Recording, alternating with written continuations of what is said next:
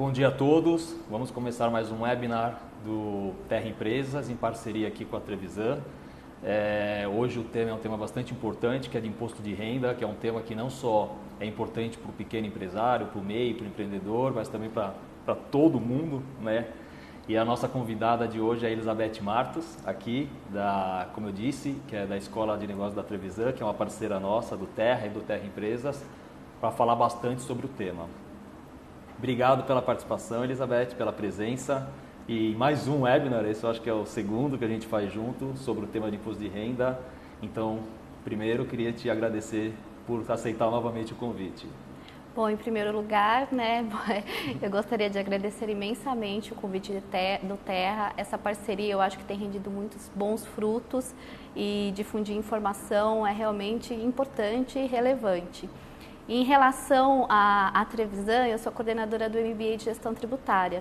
Então, nós temos uma proximidade com o tema, acesso a informações e como nós trabalhamos aspectos jurídicos e contábeis, a informação fica bem qualificada para ajudar as pessoas, principalmente os grupos de pessoas físicas, os empreendedores, empresas de médio e pequeno porte que às vezes não têm informação de qualidade em determinados setores.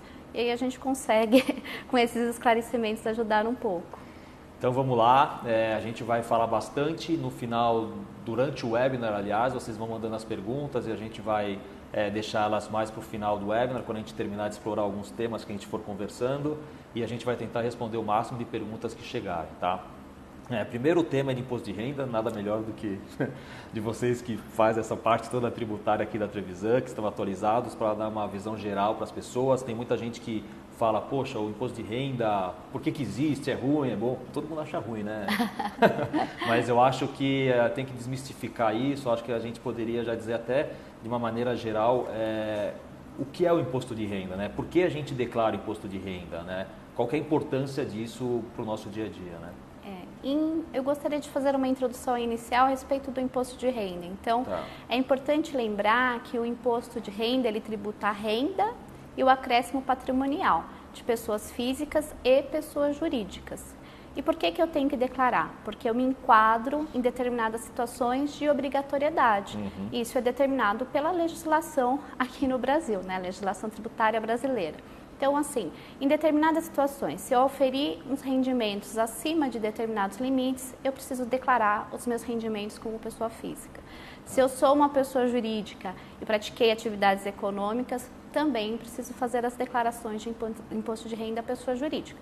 Embora o nosso foco seja a pessoa física, é importante mencionar que quando eu falo de uma pessoa física que é titular de uma empresa, os resultados auferidos, né, da atividade econômica dessa empresa também impactam o imposto de renda da pessoa física.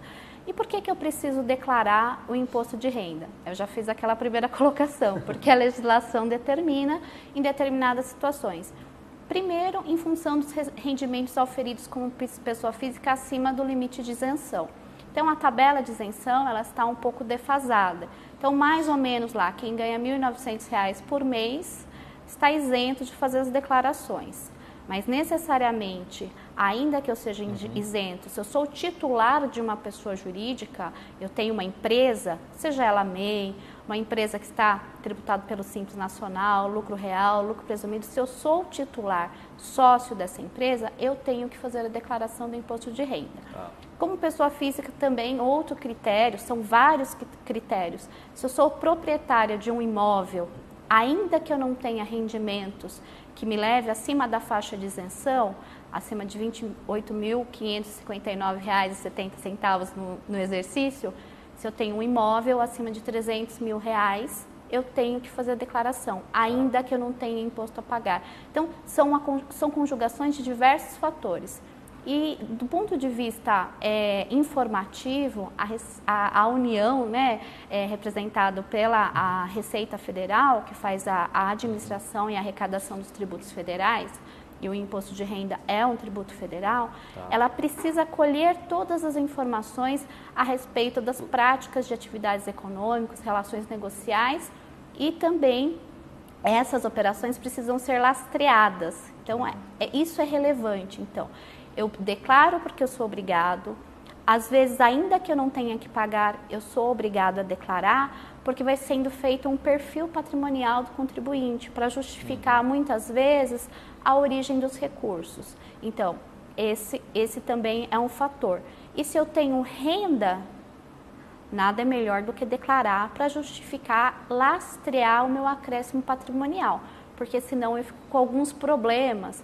Hoje em dia, a prática muito colocada a nível global é o lastreamento da renda para evitar crimes de lavagem de dinheiro, prevenção ao financiamento de terrorismo. Então, todas as receitas federais mundiais e os estados, eles querem saber de onde vêm os recursos que você acumula ou que você gasta. E o imposto de renda é uma forma de lastrear, rastrear e comprovar a origem dos seus recursos. E aí, num terceiro momento, também, por ela fazer esse rastreamento, um acompanhamento, imagine que você é um microempresário individual, você não tem registro CLT e você gostaria de obter um financiamento para a aquisição do primeiro imóvel, da casa própria. De onde você vai demonstrar que você tira recursos? Não é o CNPJ da MEI que vai adquirir o imóvel. Nesse caso, você como pessoa física quer adquirir o imóvel. Como que eu vou comprovar a minha renda? Então, isso é relevante. A declaração do imposto de renda vai me lastrear a capacidade econômica para adquirir aquele financiamento também. Então, isso é muito importante. E aí, falando nisso, Elizabeth, assim, você falou que existem alguns motivos para a declaração e existem riscos, né, para quem não declara, né? Não só riscos, são diversos riscos. Primeiro, é submetido à multa. Então, se você tem imposto devido, você tem um percentual de multa incidente sobre o débito, corrigido mês a mês. Então, eu passo a ser devedora de um percentual daquilo que eu deveria recolher e não recolhi, se eventualmente eu não fiz o recolhimento. E também existe a multa em situações que não há débito de imposto, que é um valor fixo, e ele, na verdade, junto com a instrução normativa que vai determinar como vai ser a regra do imposto de renda, vem essas informações de valores atualizados de multa, valor de renda tributável, enfim, mas ainda não foi publicado. Nós estamos nos preparando ainda para receber essas informações. E até falando, porque existe uma bom, as pessoas comentam que existe uma complexidade na declaração, né? As pessoas falam assim, será que eu declaro aqui, nessa faixa, declaro em qual item, enfim. Tem apoio para as pessoas conseguirem fazer a declaração, né? Existem meios de informação, existem... As pessoas conseguem fazer sozinhas, mas elas também podem ter um contador, elas podem ter algo que pode apoiá-los, né?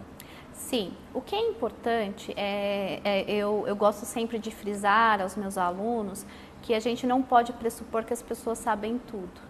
Então, a União, junto à Receita, ela tem um manual sempre atualizado com muitas perguntas, centenas de perguntas e respostas para balizar a feitura do preenchimento do formulário, para ajudar a pessoa a preencher.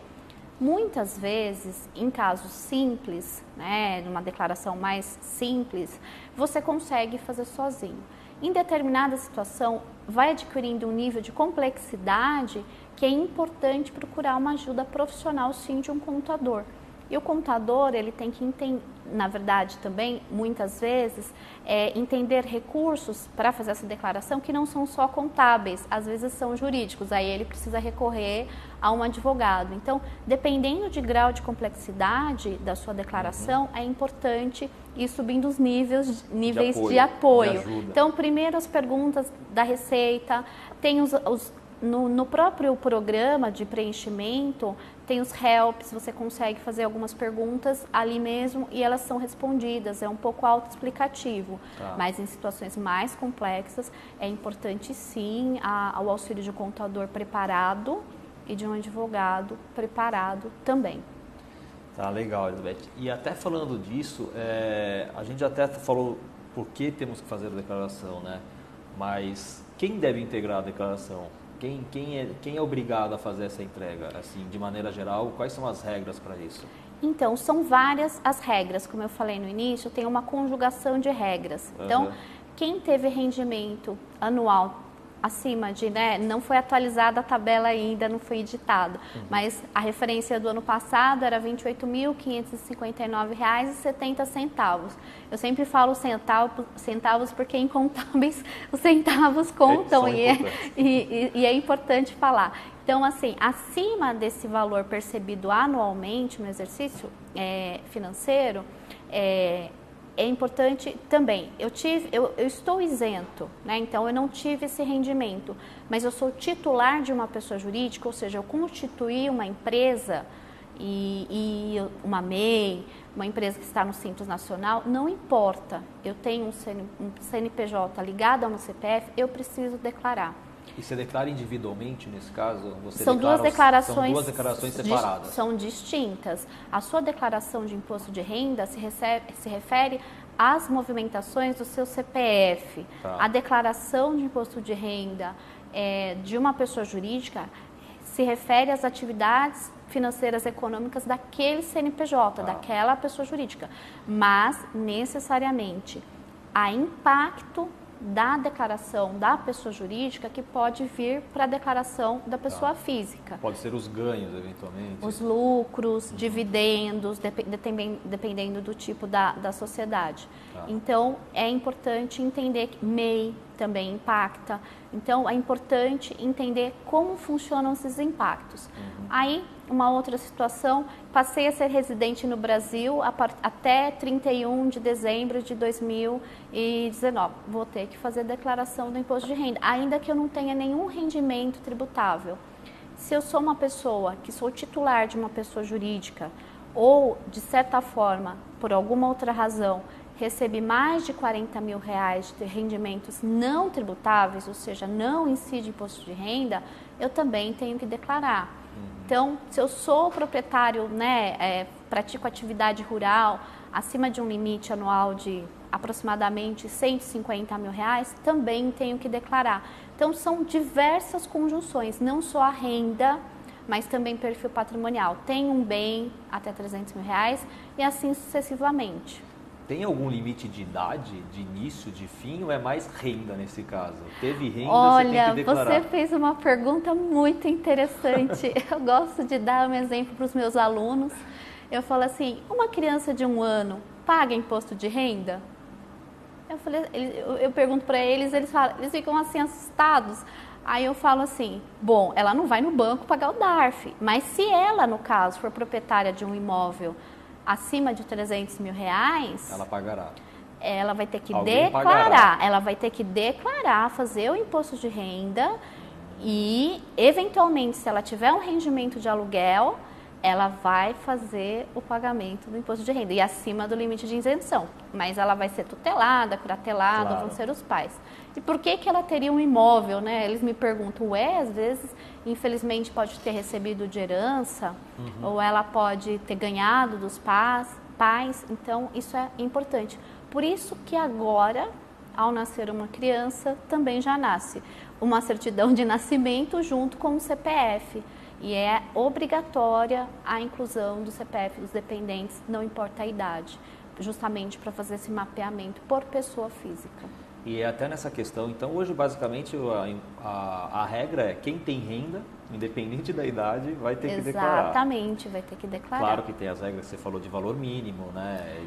Situações de propriedade de imóveis, oferir rendimentos acima de 40 mil. Mas não é uma questão, não existe uma regra por idade, né? Não, isso está muito ligado à capacidade civil, porque o nosso Código Civil, o Código Penal é maior de 18, é relativamente incapaz. Isso.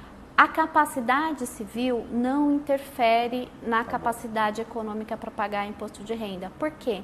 O critério para tributar não é a idade, mas a oferir renda ou ter patrimônio ou acréscimo patrimonial.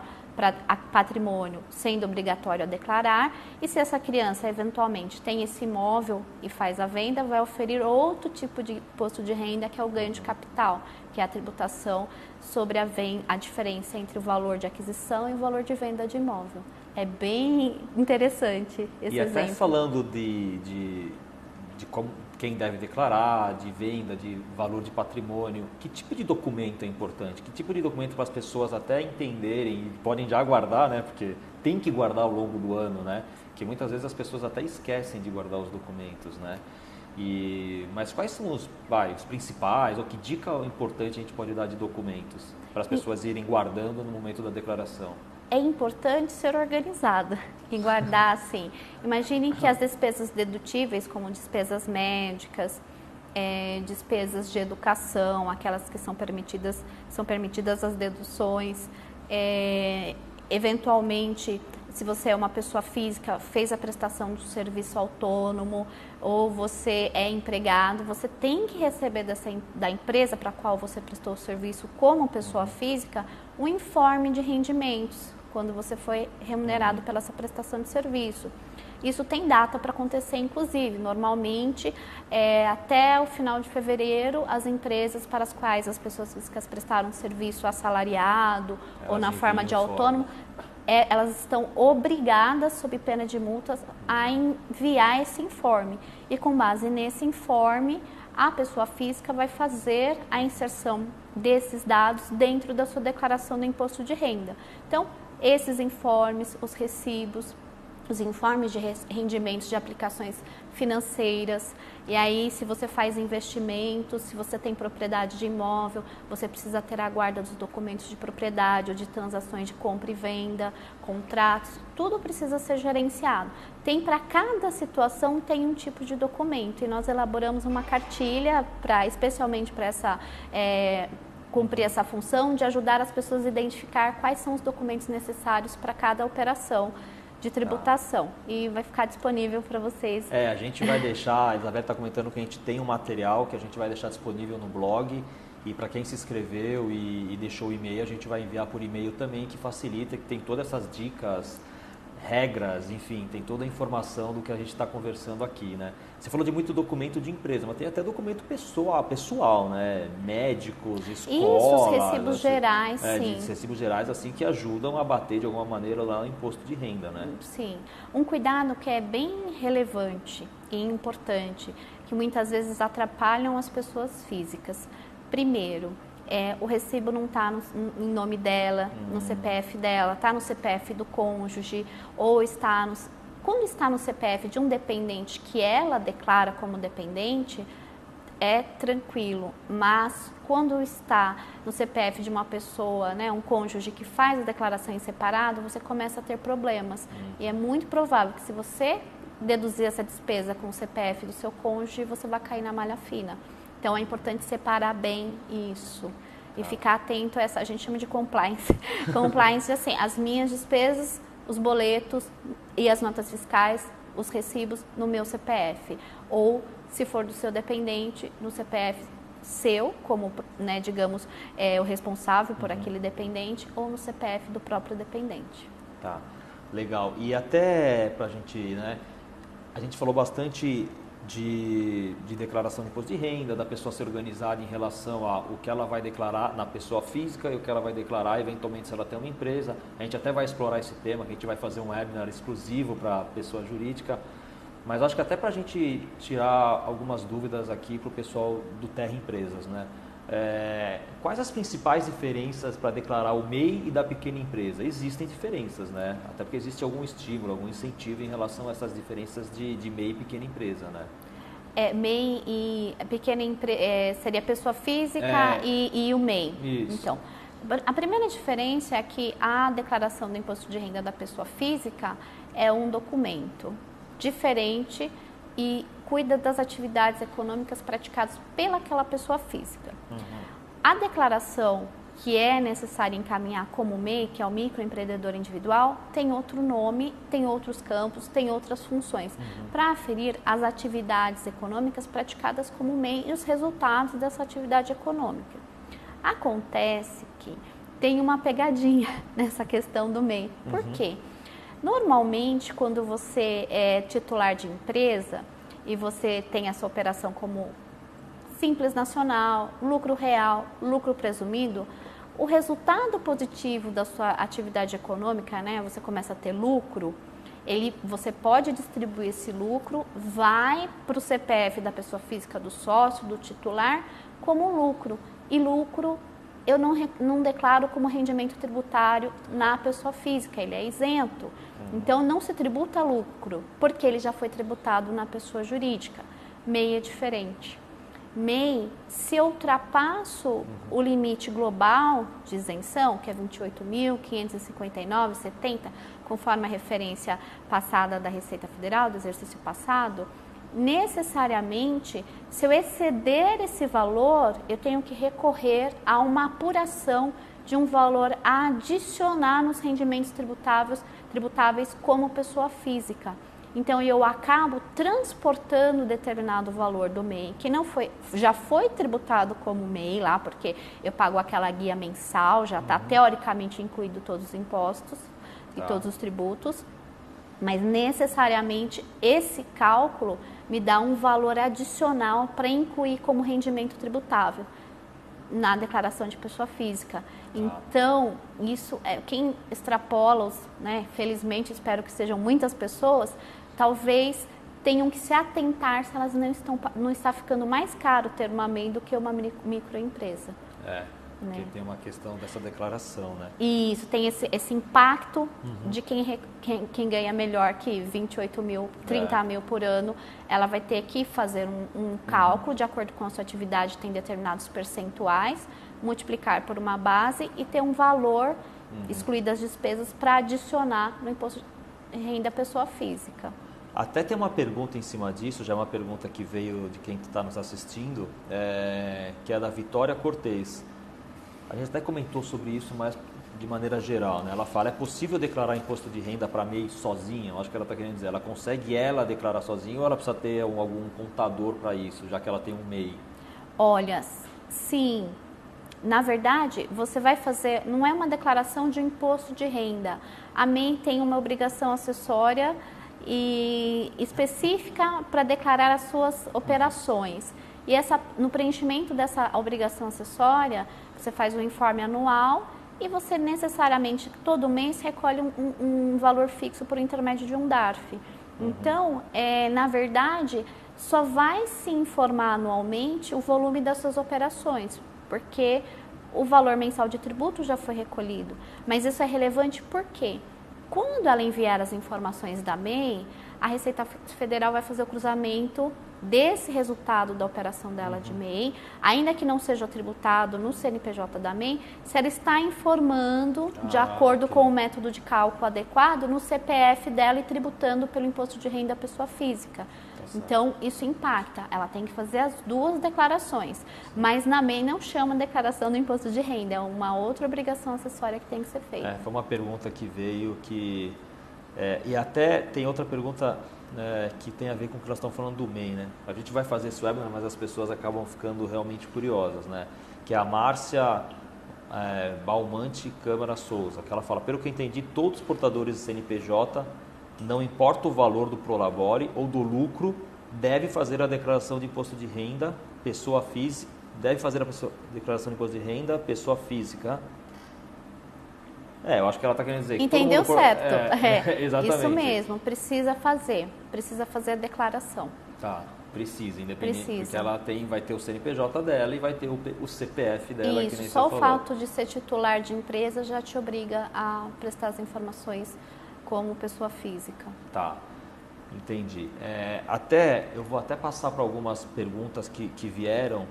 Tem até uma pergunta que eu até me fugiu o nome, mas é uma pessoa que fala, para onde vai o dinheiro do imposto? Ai, meu Deus! Queremos saber. Fácil. Olha, é muito interessante essa questão. A pergunta é da Nancy Bittencourt. Olha, isso tem uma relevância social. Sim. Mas do ponto de vista científico, é importante mencionar que o direito tributário estabelece as situações, por intermédio da legislação, que são tributáveis. E, normalmente, tem as regras para estabelecer, eu tenho um tributo A, B ou C. Neste caso, eu tenho 5 espécies tributárias no Brasil: impostos, taxas, contribuições de melhorias, contribuições especiais e empréstimo compulsório. Cada tipo desses tributos, né, cada espécie tributária tem um regime jurídico. Qual que é o regime jurídico dos impostos, que é o caso do imposto de renda? São tributos não vinculados, ou seja, eles não estão vinculados a uma ação estatal, uma contrapartida. A legislação não fala assim, pague imposto de renda para poder usar o SUS, não existe essa vinculação. Há um pagamento para fruir um direito social. Tá. A gente fala que o dinheiro recolhido pelos impostos, ele vai para uma caixa preta. E aí, lá que essa caixa preta recebe o nome de orçamento. Isso. E aí, lá no orçamento, existe o envio desses recursos para determinadas atividades eleitas pelos legisladores dois exercícios antes, como relevantes.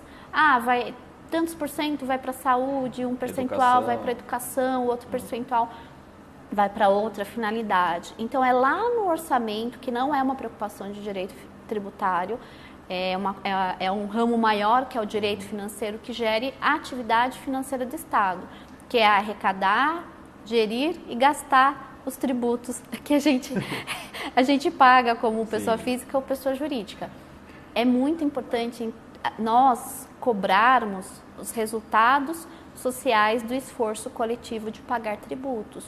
Isso se dá por intermédio do quê? Observar o orçamento, ficar em cima de desvios orçamentários, de destinações que não são relevantes para a sociedade, por exemplo, decidir enviar o dinheiro para fazer propaganda e não para o sistema de saúde. O que é mais importante? Isso. Então, a sociedade tem recursos para utilizar na internet, tem o site de transparência, tem o site que indica como está o orçamento, para onde vai o dinheiro, é importante olhar. Mas essa correlação direta, recolhemos tanto e foi tanto para tal lugar, automaticamente não dá para fazer. Tem que olhar alguns documentos no site da Receita, que é quem arrecada e gere a arrecadação, eu consigo ver o montante arrecadado. Aí esse montante arrecadado vai para o caixa da União e a União, por intermédio da lei orçamentária, faz as destinações desses recursos. Mas na legislação tributária não vai estar dizendo, nem pode, porque seria inconstitucional. Tá. É que eu acho que é uma decisão, no final das contas, dos governos. Política de onde vão os recursos, né? Tem uma pergunta que veio também do Júlio Silva. É possível declarar os pais como dependentes? Sim, é possível declarar os pais como dependentes, só que necessariamente precisa indicar o CPF, né? Eles precisam ter CPF e se eles têm rendimentos, precisam ser incluídos no rendimento do declarante. Tá. É importante, pode ser pai, neto, bisneto, mas necessariamente os pais são ascendentes, é uma relação direta. Agora, por exemplo, se eu tiver um sobrinho e eu quiser fazer a declaração e colocá-lo como meu dependente, eu preciso ter uma tutela, uma ordem judicial falando que ele está como meu tutelado e aí eu posso, mas precisa em situações diferentes de relação de ascendência e descendência, que a ascendência são os pais, descendência são os filhos, você eventualmente talvez precise de uma ordem judicial para não ter problemas. Né? Tá bom. Mesmo sendo ascendente ou descendente, você pode precisar disso? Não, ascendente e descendente não precisa. De nada, não, no caso dele não precisa. Tá bom. Agora, se for um sobrinho, numa outra, aí você um bisneto, imagina, os pais imagine que seja seu neto, os pais não tenham condições de cuidar da criança. E aí você vai e fala, não, eu vou cuidar. Mas os pais são vivos, eles são responsáveis, eles têm o que a gente chama de pátrio poder. Eu preciso de uma ordem judicial para quebrar esse vínculo de pátrio poder, transferir ele para mim como avó e aí sim incluir. Olha, é um trabalho, né? Mas trabalho. Mas é assim mesmo. Devem existir casos. Sim. O Domingos Costa ele faz um comentário, na verdade. Ele fala, sobre a tributação do lucro do MEI, faltou mencionar que pode optar por realizar a escrituração contábil regular e usufruir da distribuição integral do lucro apurado sem incidência de imposto de renda na pessoa física. É um comentário longo, eu não sei se... Na verdade, assim, existe um método de cálculo que você pode apurar qual é o reflexo da tributação do MEI na sua pessoa física. Tá bom. E dentro desse método de cálculo existem algumas determinações e algumas opções. Não dá para a gente falar tudo, por isso que nós elaboramos essa cartilha na qual pode ser feita a consulta em relação a situações mais específicas, porque senão nós teríamos que ter uma lousa, fazer o cálculo, dar vários exemplos. Aí fica um pouco da dinâmica do webinar, não funciona muito bem. Mas é um ponto, agradeço relevante, até o comentário. Sim, muito obrigada pela colocação. O Júlio Moreira, ele até também faz uma pergunta que ele fala: o faturamento da minha empresa dobrou no ano passado e ficou muito próximo ao faturamento mínimo para declarar. Como posso garantir se preciso ou não declarar? Nunca declarei até então, porque provavelmente ele não estava na regra, né? Na verdade, sendo titular de pessoa jurídica, ele declara. O que acontece se ele está com o faturamento da MEI abaixo, ele não vai ter valor a ser tributado na pessoa física em relação àquilo que oferiu na MEI, porque ele está abaixo do limite de isenção. Então, como pessoa física e efetivamente ele já pagou a tributação sobre esses valores que ele percebeu no MEI.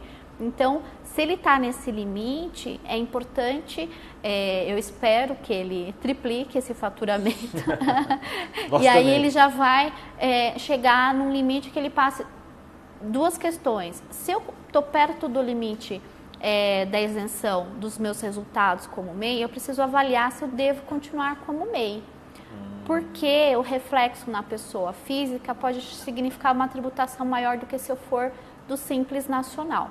Tá. Então, isso é relevante, fazer um comparativo. Notadamente, os contadores conseguem ajudar a que isso seja feito. Isso é um ponto importante, até para as pessoas que têm um pequeno negócio, uma empresa está montando, entender essa diferença se é um MEI ou se é um Simples. Tem uma discussão grande disso, né? Porque às vezes só essa questão de imposto que se paga faz uma diferença para o negócio de quem está começando, né? Sim. Então, necessariamente, eu preciso aferir como MEI. O resultado dessa MEI está impactando muito o meu imposto de renda de pessoa física, porque as alíquotas do imposto de renda da pessoa física são maiores do que qualquer pessoa jurídica neste momento. Então, é preciso comparar, calcular, construir cenários. E aí, se for um resultado muito alto de tributação na pessoa física, será que não compensa eu passar para a classe de Simples Nacional, a próxima classe de tributação? Qual vai ser o impacto? Fazer a conta e fazer a comparação. E também tomar cuidado com extrapolar o limite de 81 mil, porque aí automaticamente você já passa para o Simples Nacional. Tá. Tem outra pergunta também que chegou do Rubens Silva, que posso juntar os lucros da empresa e os rendimentos de pessoa física? Deve. O que acontece? Né? Tem que distribuir contabilmente. Então, imagine, você tem um resultado positivo na pessoa jurídica, aí eu não faço nada sem meu contador me autorizar. Eu sou escravo. Eu falo assim, Marcelo, ele manda na minha vida financeira. Eu tenho um escritório de advocacia, não dou um passo de transferência para minha conta de pessoa física se ele não fizer os lançamentos contábeis adequados. O que eu estou dizendo? Eu tenho um resultado positivo, eu tenho um lucro na pessoa jurídica. Esse lucro é da pessoa jurídica, ele ainda não é meu. Só será meu quando contabilmente eu distribuir esse lucro para o sócio. Tá. Depois que eu fizer essa distribuição contábil para o sócio, que isso no caso eu estou falando de mim, para mim, eu vou ter que fazer uma operação financeira. Qual é a operação? Vou transferir da conta corrente da pessoa jurídica para a minha conta corrente de pessoa física. E se eu não mandar o comprovante para ele dessa operação, ele corta relações comigo. Então, eu tenho que mandar para ele ter um documento demonstrando que aconteceu a distribuição de lucros. E esse documento eu também guardo. E aí, quando eu for fazer no próximo exercício a minha declaração de pessoas físicas, eu vou mencionar. Mas é lucro, então é rendimento, vai lá na ficha de não tributados. Tá. Alice Santos, a gente está falando aqui, eu acho que esses termos podem até gerar algumas dúvidas, questionamentos. Alice Santos, ela fala, o que é rendimento tributável? Olha, rendimento tributável é todo o resultado do seu labor, da prestação de serviço intelectual que você tem. Pode ser numa relação de trabalho, eu sou CLT, né? Eu sou empregado de uma empresa, então eu recebo salário, então esse salário é tributável. Pode ser de pessoa autônoma, imagine que você presta serviço como um profissional autônomo, mas você não tem uma pessoa jurídica. Então você presta o serviço, recebe a paga desse serviço, esse é um rendimento tributável que eu preciso declarar. Uma coisa que as pessoas fazem uma confusão danada, todas as vezes, são os rendimentos de aluguéis, que é um caso à parte. Vejo muito erro de pessoa física na tributação de rendimentos de aluguéis. Então, o rendimento de aluguel, eu tenho que pagar o imposto de renda no mês que eu recebi. Eu só vou declarar no ano subsequente que eu recebi aquele montante de aluguel. Mas os tributos é mês a mês. Recebi o aluguel, pago o imposto de renda. Mas aí eu tenho que ver se minha renda é tributável. Né? Então eu tenho que somar o aluguel. Eu tenho o aluguel, mais rendimento de serviços autônomos, mais rendimento de salário. Aí a soma disso... A soma disso eu tenho que ver se eu estou no limite de isenção, mas fazer o que a gente chama para os outros, né? Eu tenho, no salário, eu tenho as retenções já feitas pela empresa, quando pago o salário de um percentual a título de imposto de renda, que lá no informe de rendimentos eu vou abater do valor a pagar lá no dia 30 de abril. Então eu preciso tomar esses cuidados, sempre. Então, eu antecipo um pouco de imposto de renda quando eu sou empregado e no final eu faço o ajuste. Por isso que chama declaração de ajuste anual. Eu faço alguns ajustes. Porque você já vai descontando seu imposto no mês a mês. Isso. Né? Só os aluguéis que você não pode esquecer. O mês que você recebe, você tem que já no mês subsequente fazer o recolhimento do imposto de renda. É aquilo que a gente chama de rendimento submetido ao carnê-leão. Aí outras rendas... Como eu sou advogada, felizmente em algumas situações nós ganhamos algum processo. Os honorários do contrato que eu fiz com o meu cliente são rendimentos, então os honorários estão submetidos à tributação. Mas aí eu fico mais triste, porque eu ganhei o processo, aí a parte contrária tem que me pagar um valor, que a gente chama de sucumbência. Sobre essa sucumbência, a parte, se eu não fiz um acordo junto com o meu cliente, se ela ficar toda para mim, também tenho que declarar como rendimento e fazer os pagamentos de imposto de renda. Então, são várias naturezas. Então, a gente pode citar rendimentos de operações financeiras.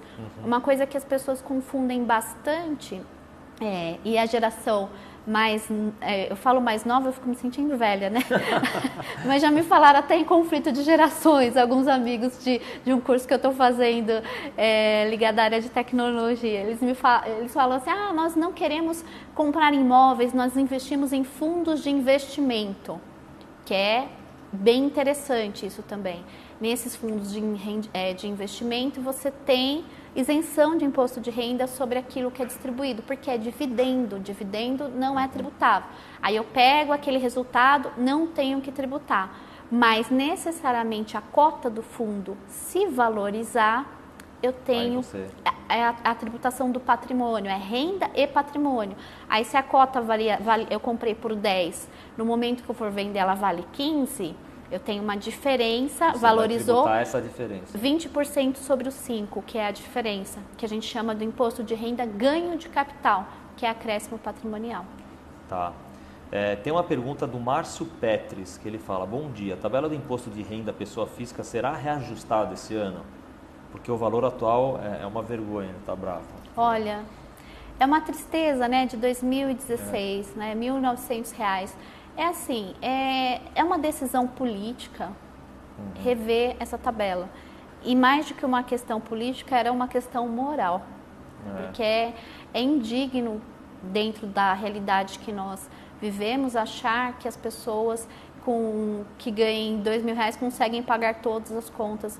Infelizmente, é uma realidade que nós temos. Eu acho que a população precisa os cidadãos, né, precisam se mobilizar a respeito dessas questões tributárias e pressionar para que as decisões sejam tomadas de modo a privilegiar aqueles que precisam ser privilegiados, que é o nosso povo tão sofrido, sempre trabalhando para pagar a conta, né? Tem outra pergunta que chegou, que Lucas Soares. Sou registrado sob o regime de CLT e tenho MEI. Como proceder? A gente falou bastante. Você vai ter que somar os seus rendimentos, né, tributáveis. Então, imagine que você tenha o seu salário e vai fazer o ajuste anual. Teve as antecipações, você vai descontar, fazer o ajuste lá se você tem despesas dedutíveis, se fizer a declaração completa, e vai inserir um acréscimo se você estiver dentro da regra do cálculo da MEI, que ultrapassou o limite e deduzidas as despesas, tem um resultado para impactar lá a sua declaração. Necessariamente precisa fazer uma continha, mas é preciso informar se houver esse resultado a ser inserido e tributado, inclusive. Se não tem, aí já é rendimento isento. Tem a Sandra de Paula, que ela fala, é obrigatório recorrer aos serviços de um contador para fazer minha declaração? A gente também já passou um pouco, né, disso, a gente até comentou, né? Se é pessoa física, não necessariamente, né? Depende do grau de dificuldade da declaração e também da pessoa que está fazendo. Eu acho assim, na televisão nós temos um programa que chama Imposto de Renda Solidário. Sempre, em determinado período, antes do envio das declarações, nós fazemos um mutirão de treinamento dos nossos alunos. Depois, nós fazemos os atendimentos das pessoas para ajudá-las a elaborar a sua declaração do imposto de renda. E nós, inclusive, fazemos o envio e a pessoa fica, de certa forma, regular junto à Receita Federal do Brasil. Então, a pessoa que tem dificuldade, ela deve procurar esses recursos e serem auxiliados por pessoas que consigam. Não necessariamente precisa pagar o contador gratuitamente, por exemplo, aqui na televisão consegue acessar esse tipo de informação. Se ela se sentir mais segura, tem que fazer dessa forma. É melhor do que errar e ser submetido a penalizações, multas, inclusive. Qual que é a data para a declaração? Normalmente até 30 de abril. É uma pergunta aqui, porque as pessoas podem ter essa curiosidade, né? Sim, que é sempre nessa época de abril, né? Sempre no final de abril. Isso. O José Carlos, ele pergunta, se o MEI paga um imposto mensal, por que preciso apresentar a declaração de imposto de renda? Porque a legislação determina, infelizmente. Exatamente. É isso. Mas eu acho que até como uma pessoa física, que você falou do rendimento de um salário, do CLT, que você também paga o seu imposto, é o que você falou na verdade é um ajuste no final do ano, né? Uma declaração de ajuste, né? É importante entender que declarar não significa que você tenha que pagar. Tem situações de obrigatoriedade de declaração que não necessariamente significa que eu vou pagar o imposto de renda. Então, eu só estou declarando, como eu falei, se ele é MEI e ele não oferiu lá na atividade, por intermédio do método de cálculo que tem lá na cartilha, um valor acima de R$ 28.559,70, ele só vai declarar, ele não vai pagar, porque ele já pagou a tributação sobre isso. Agora, se for em outras situações, ele está, por exemplo, no teto de 81 mil, seguramente ele vai ter um valor a adicionar na declaração do imposto de renda dele, pessoa física, e vai pagar sim com as alíquotas de pessoa física. É importante entender isso. A Maria dos Santos, ela fala, quais documentos preciso ter em mãos para fazer minha declaração? Então, aí depende dos rendimentos tributáveis, das operações que você precisa lançar ali. Mas normalmente, se você é CLT ou um prestador de serviço, precisa dos informes de rendimentos para essas pessoas que fizeram os pagamentos da remuneração do seu trabalho ou da sua prestação de serviço. Eu preciso dos informes de rendimentos de aplicação financeira, conta corrente, preciso dos recibos de despesas dedutíveis, como recibos médicos, recibos de pagamento de escolas de educação formal, minha ou dos meus dependentes. Se eu tenho uma cota de um fundo de investimento, eu preciso dos rendimentos desse fundo de investimento. E se eu tenho um imóvel, eu preciso estar amparada, porque inclusive na declaração do imposto de renda eu preciso inserir a matrícula do imóvel. Então, até falando em imóvel, você fez um comentário até de aluguel, né? Compra e venda de imóvel. Como é que isso é declarado na declaração do imposto de renda? É simples, é assim. São duas situações. Então, imagine que você tenha comprado um imóvel lá no passado e você tem mais de um imóvel. Necessariamente, quando você vender como você tem mais de um imóvel, vai se comparar o valor de aquisição do imóvel. Vamos dizer que você tenha dois, vai vender o imóvel 1 e o imóvel 2. Vai vender o imóvel 2. Tá bom. Necessariamente você cai na regra de pagar ganho de capital. Aí tem que pegar esse imóvel 2, ver quanto você pagou na aquisição dele e por quanto você está vendendo. A diferença positiva incide imposto de renda ganho de capital, que é sobre acréscimo patrimonial. Para essa situação, se eu tiver que pagar imposto de renda ganho de capital, eu tenho que preencher uma declaração para a Receita Federal específica para essa operação de venda de imóvel com apuração de ganho de capital e recolher imediatamente. 30 dias da ocorrência da operação, eu já tenho que recolher o tributo e ter enviado essa informação. Aí o que vai acontecer? A Receita já sabe que lá digamos que você tenha feito essa venda em 2019. Lá em 2019, na data do fato venda, ela já tem a informação que você vendeu e já tem o preço pelo qual você vendeu. Aí o que vai acontecer? Até dia 30 de novembro do exercício seguinte, são as situações que aconteceram até 31 de dezembro.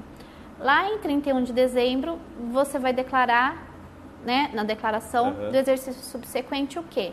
Eu era proprietária do imóvel em 31 de dezembro? Não sou mais. O que aconteceu? Eu fiz a venda desse imóvel, ela sai da minha declaração como um imóvel, só que se você pegar o meu depósito, minha conta, imagine que tenha depositado em conta corrente. Lá na conta corrente, lá em valores em espécie, vai estar o valor, tem que ser exatamente igual ao valor que você fez a venda. Claro, depois você pode ter tido despesa, mas o primeiro depósito que comprova a operação de venda tem que estar lá. E aí você vai estar com dinheiro que a gente chama em caixa. É o que a gente fala de liquidar o patrimônio, converteu em dinheiro. Então, é assim que funciona, sempre. E na compra, a mesma coisa seria? Na compra, aí no exercício que você comprou, você vai informar que você fez a aquisição do imóvel, vai colocar lá o número, o valor direitinho que você fez a aquisição. Só que o que é importante?